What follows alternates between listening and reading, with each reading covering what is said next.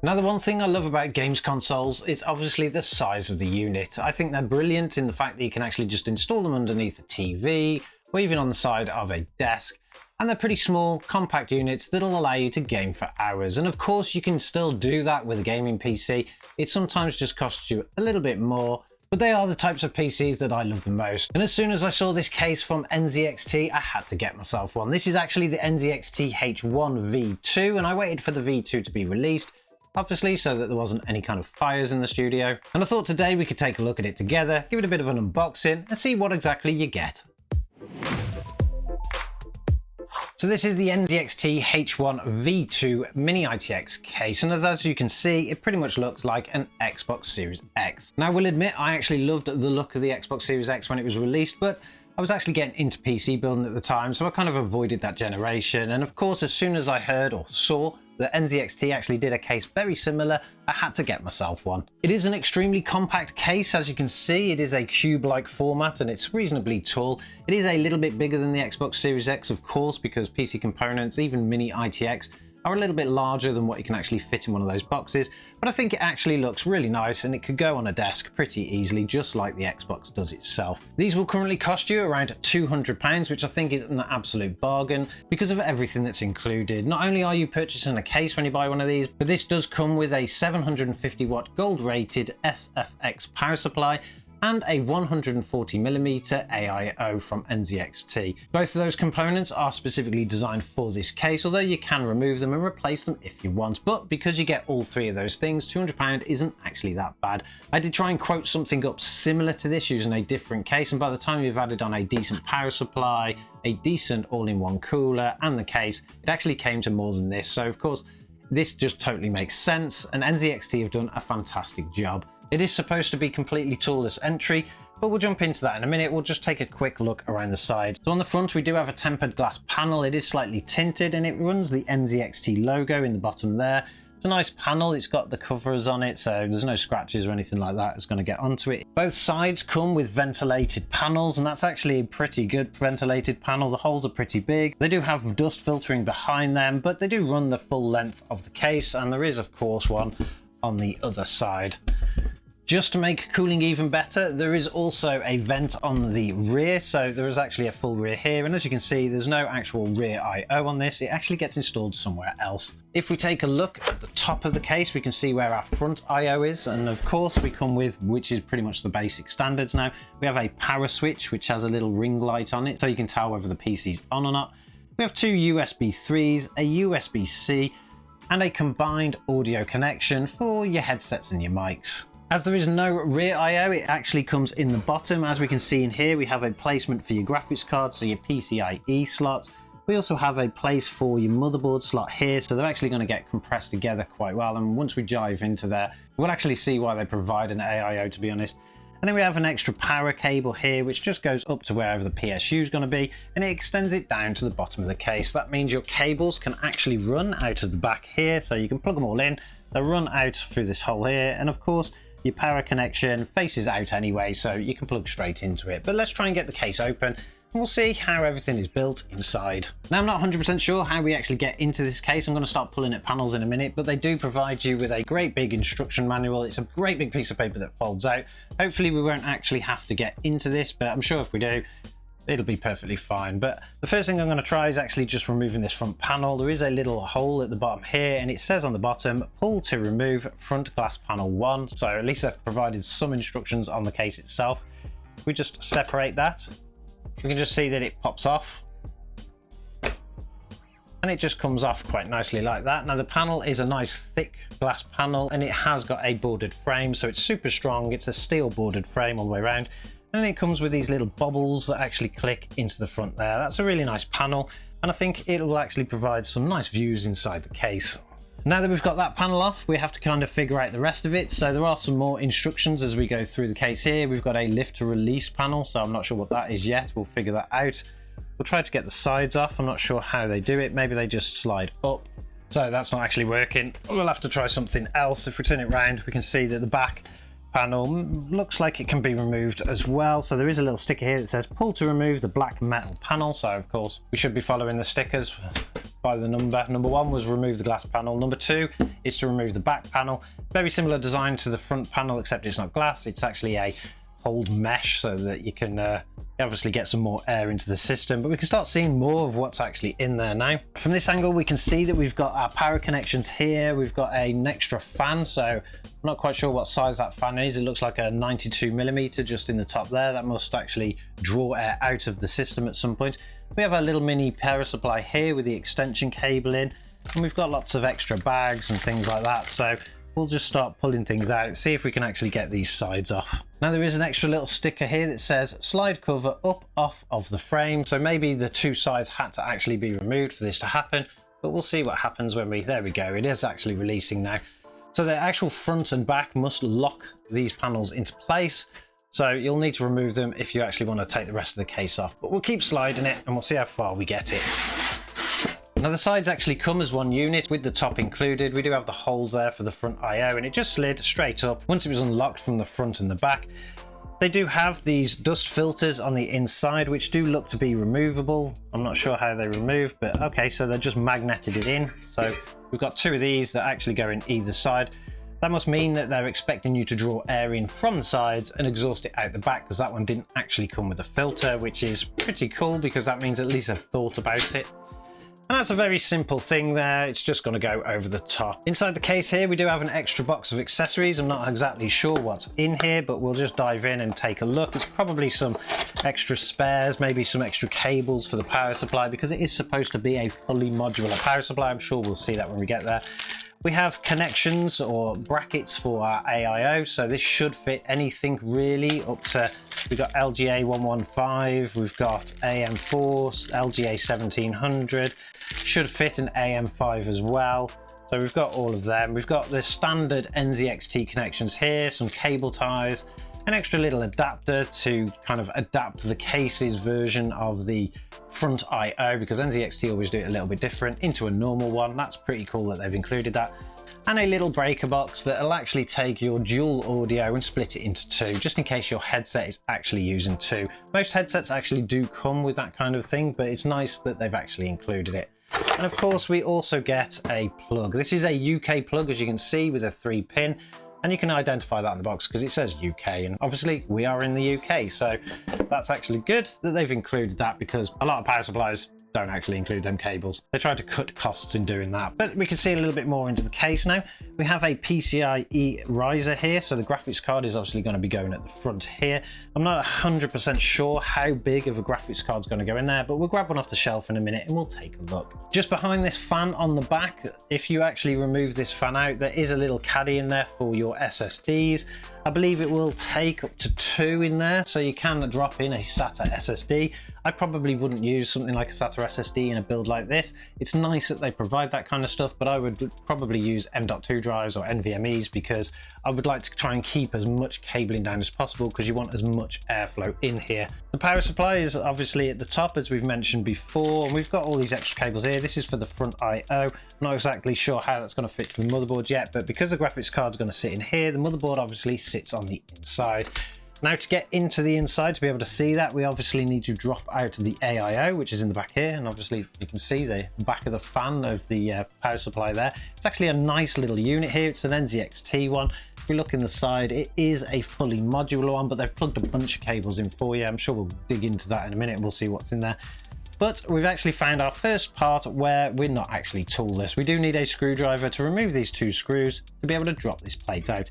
It does say on here, remove screws pointed by arrows and lift to open. Check for cable and tube clearance when closing. So obviously the AIO is going to be mounted to that cage itself. But we'll just grab a quick screwdriver, we'll undo these screws and we'll drop it out and see.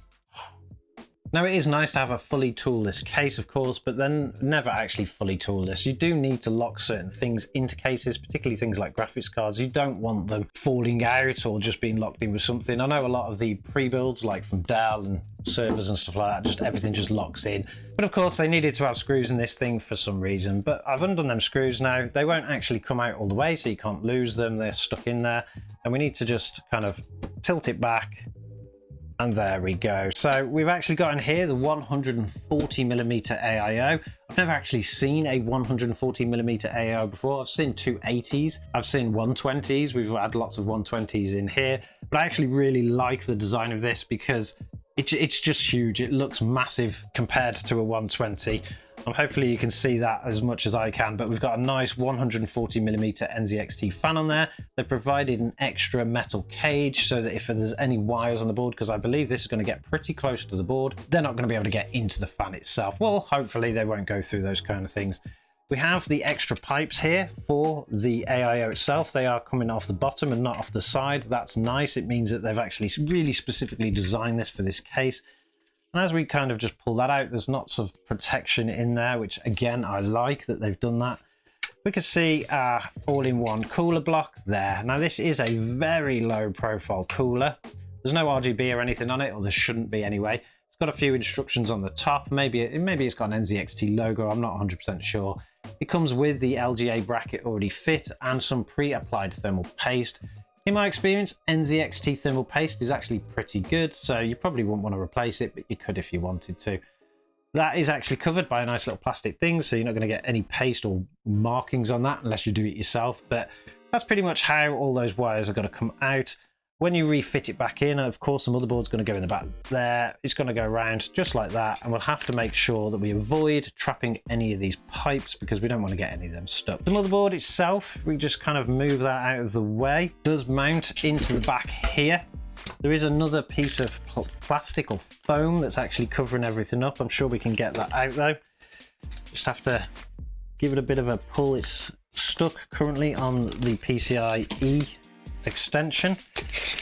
Take that out there. So that was actually protecting the inside of the unit. I'm not 100% sure what it was actually doing. Probably stopping this AIO from knocking on anything. But again, it's nice to see that they've included this stuff, particularly for the price of this case. Getting all these extra features, I couldn't believe it when I saw it. I was expecting it to be a £300 to £400 case. And I kind of avoided it a little bit because of that, but as soon as I saw that they were only £200, I couldn't believe that it was such a good price, to be honest. The little motherboard will go in there. Obviously, it will only fit a Mini-ITX board. You're not going to get anything bigger. No micro ATX, no full ATX. Of course, where would you even fit one of those in here? And of course, if you're going to be building into something like this, you're going to be going Mini-ITX anyway. This is the purpose of buying a case like this, is to have a tiny little system. And that's kind of what I really wanted it for more than anything. I think this would look nice on the back wall, obviously, so that you guys can see it in videos going forward, but we are going to actually put in a build in here. One thing I've wanted to do for a while now is actually shrink down our studio gaming and streaming rig, because the big case it's in at the moment, it just takes up too much space. And I think something like this, even though it's got a little bit of weight to it, and once we have the components, there'll be a little bit of more weight into it, obviously. I think with those kind of things in it, it'll be much more lighter to kind of move around. When it comes to the cables they have actually tagging things off here. We've got an NZXT little Velcro strap in here. We've got another Velcro strap in here. We'll yank them out and obviously refit them later. This is to stop the cables from hitting anything. We have our 24-pin ATX connection here, which they've actually just routed straight out of the power supply down into here. We've got all the front I/O here. So we've got USB-C, USB, we've got the front panel, we've got the front audio, that kind of stuff. They have routed all the way down the side, and if I turn this around you'll be able to see it. They have routed a cable all the way down here, which is for the CPU. That's actually the additional power for the CPU on your motherboard. And thinking about which way the motherboard would go in there, it would probably, because it's facing down, yes, the power is usually in the top left-hand corner of an ITX board, so they've actually routed that cable already to it. There is obviously a lot of thought that has gone into this case. They've done a fantastic job of designing it, even without all of its sides on, and I believe this is plastic here, but this is metal. It is really strong. There is no flex in this case at all. I'm not 100% sure what other cables they have actually included onto the power supply so far. There wasn't any extras in the box, so they must have included ones for your graphics card. I'm not sure where they've actually put them. There is some cables in the back here. This is for your Molex. You've got some SATAs. Obviously, if you're not using a SATA drive or anything that needs SATA, you can unplug it. Save yourself some space with the cables. We'll just undo that cable there and we'll double check what else is kind of on here. So we have 1, 2, 3 PCIe cables, and I believe they actually all, yes, they do. So all 3 PCIe cables, which are 2 by 6, so they make 8 pins altogether, are actually separate into the power supply. So there's no pigtails here. They've just provided all these extra little cables just so that you can pretty much put any kind of graphics card you want in here, really. I don't really know many graphics cards that have more than 3 8 pins. Not anything that we've had on the channel anyway, so that's going to be more than suitable for us. I'm not 100% sure, without stripping the whole power supply out, if the cables for this are custom made and custom lengths. So if you were to take this power supply out, would it fit in another case? I'm not 100% sure. The cables on the back here, particularly for the PCIe, seem very short. I mean, the power supply is literally just in the back here, and that's as long as you actually get. There's not really that much there at all. Turn that around, you can see. So that is literally the length from the power supply here to here that you're going to get. Very similar for the 24 pin. The 24 pin, if we just turn that case around here now, is actually only from here to here. So they must be a custom set of cables. There's no way that you would actually kind of get them in another case. Maybe for another kind of miniature SFF build or something like that. But if you were to try and put this power supply in a bigger case, which you can do, you can usually adapt them, then obviously you're going to run out of luck here.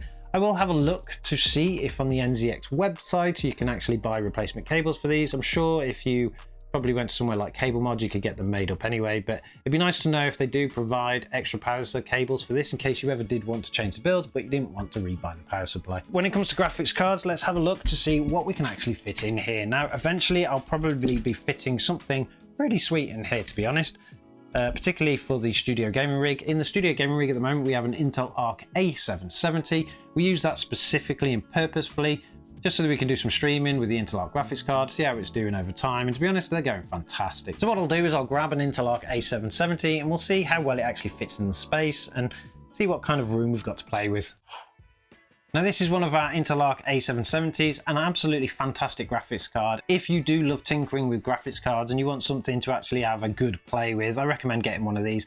They are a little bit more expensive. I'm not even sure if you can get the LE models anymore. I managed to get a few of them and I was really impressed. So we actually do keep one running, like I say, in the studio rig. And one of them is going to go in here, but effectively the graphics card is going to mount just about there. Now, this isn't the biggest graphics card out there. Of course, you're not going to get a 4090 in here. You're probably going to struggle to get many 4080s because they're all pretty big now. But I do believe something like the AMD Radeon RX 7900 XT should be able to fit in here, or particularly the reference model that they do. They're not massive cards. I'm pretty sure it should fit in here. Maybe we'll try it one day because we do have one of them around. But that's effectively where the card's going to go. This would be one of the actual sides because the sides would come on here. So you're going to get full airflow through one of those panels onto the graphics card. And that's going to be a very similar situation when you turn it around for the AIO, which is actually here. So the graphics card will be drawing air in here, which has got the ventilated side. The power supply and the all-in-one cooler is going to be drawing air in from here. And of course, it will draw it all out of the back, which I believe is this side. And it's going to actually exhaust all that air out of the back. It's actually a very well thought through case. I can't wait to build into this. I'm sure we're going to go for some kind of cool little Intel system. I'm not going to reuse the 10th gen that we've currently got on the studio gaming rig. I'm probably going to go for something on the 12th or 13th gen from Intel and obviously drop the Intel Arc in there. That's going to be a super cool build. Let me know in the comments below, what do you think about this case? Do you have one? Is it any good? Have you found any issues? I know a couple of people, after I posted some pictures of this online, did send me a few things to have a look for, and obviously we're not building in it today. When I do build into it, I'll have a look out for those kind of things. But if there's anything else, make sure you let me know in those comments below. Don't forget to subscribe to the channel if you like this kind of content. And of course, if you want to see us build into this, because I'm sure we'll do a video on it. And I'm sure as always, we will catch you guys in the next one.